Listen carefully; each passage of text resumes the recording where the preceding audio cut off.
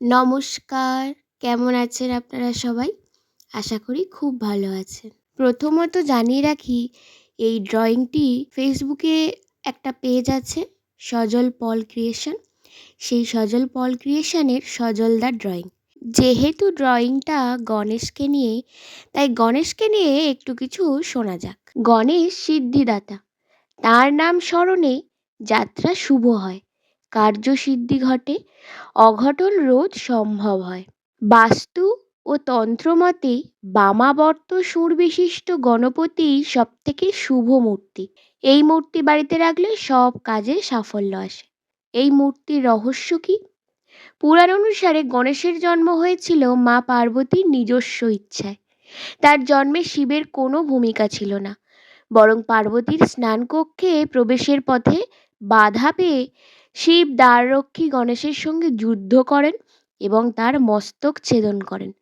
পরে তার মস্তকে হস্তিমুণ্ড স্থাপন করে পার্বতীর রোষ থেকে মুক্ত হন শিব। এই দিক থেকে দেখলে গণেশের দেহ তার মায়ের এবং মস্তক তথা চেতনা তার পিতার দান।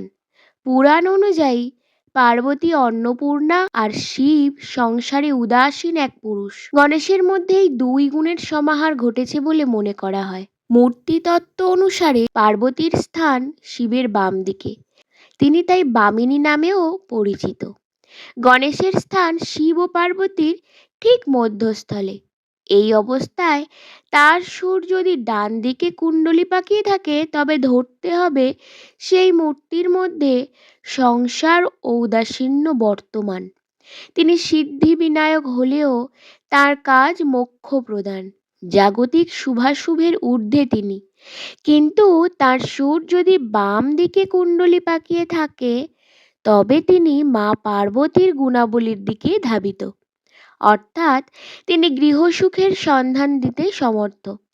তার কৃপায় গৃহে শান্তি সমৃদ্ধি স্থায়ী হয়। গৃহে এই বামাবর্ত সুর বিশিষ্ট গণেশ মূর্তি রাখাই শ্রেয় বলে মনে করা হয়।